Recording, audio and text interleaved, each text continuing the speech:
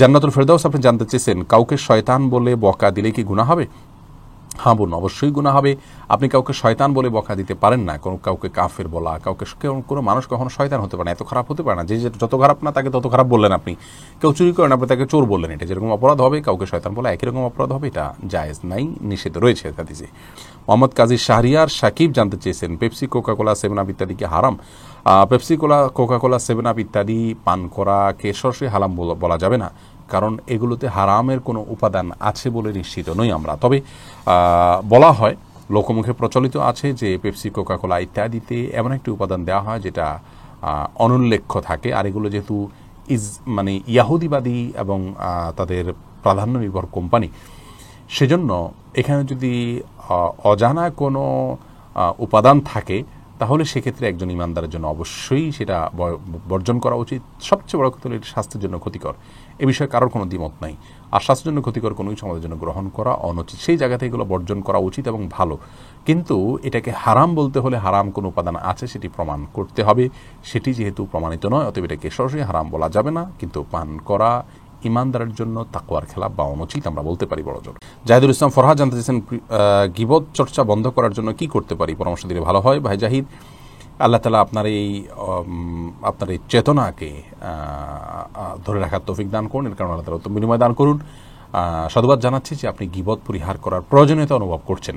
দেখুন, গীবত পরিহার করার জন্য প্রথমত যেই পরিবেশে, যে বন্ধু বান্ধবদের সাথে গীবত হয়, যে মজলিসগুলোতে গীবত হয়, সেই মজলিসগুলোকে অ্যাভয়েড করতে পারলে ভালো। যেমন ধরুন, চায়ের দোকানের কোনো আড্ডায় দেখা গেল খুব বেশি গীবত হয়, তাহলে সে আড্ডায় যাবেন না। কোনো লোকের কাছে গেলে তিনি খুব বেশি গীবত বলেন বা গীবত বলা বলি হয়, সেখানে যাবেন না। কারো গীবত হয়ে গেলে তার জন্য আল্লাহর কাছে দোয়া করবেন, পরক্ষণে অনুশোচনা করবেন এবং সম্ভব হলে নিজের প্রতি নিজে বিভিন্ন রকমের দণ্ড আরোপ করবেন, যে 10 টাকা দান করা ইত্যাদি, এটা করা।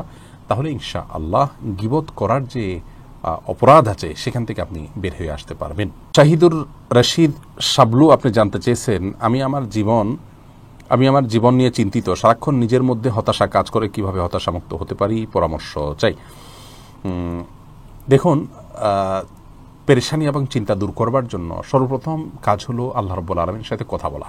আপনি সিজদায় গিয়ে আল্লাহর সাথে একটু কথা বলুন। ভোর রাতে উঠে একটু তাহাজ্জুদ পড়ে আল্লাহর কাছে একটু কাঁদুন, মন খুলে কথা বলুন। আপনি ইনশাআল্লাহ কিছুটা হলেও হালকা ফিল করবেন। আর হতাশা, এটা শয়তান মানুষের মধ্যে সৃষ্টি করে, এটা কাফিরদের কাজ। শয়তান নিরাশ হয়ে গেছে। আল্লাহ বলেছেন, ওয়ালা ইয়াসমি রাহমাতিল্লাহি ইল্লাল কওমুল কাফিরুন, আল্লাহর রহমত থেকে নিরাশ এটা কাফির ছাড়া কোনো মুসলিম হতে পারে না। অতএব হতাশা থেকে নিজেকে বাঁচিয়ে রাখার জন্য সংগ্রাম করা, নিজেকে আশার আলো দেখানো বা আশাবাদী হওয়া, এটি আমাদের ইমানের দাবি।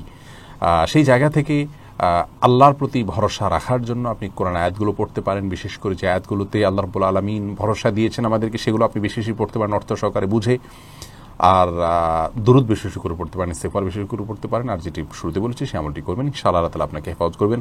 নামাজ পড়ে খুব লম্বা দীর্ঘ রুকু সিজদা, খুব সময় নিয়ে নামাজ পড়ে আল্লাহর কাছে দুহাত তুলে চোখের পানি ফেলে দোয়া করবেন। ইনশাআল্লাহ আপনি কিছুটা হলেও ভারমুক্ত হবেন।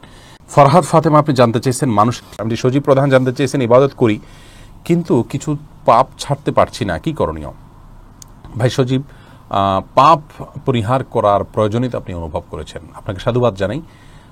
আপনার এই অনুভূতিকে, আপনার এই চেতনাকে আল্লাহ তাআলা আপনাকে জন্য বিনিময় দিবেন ইনশাআল্লাহ।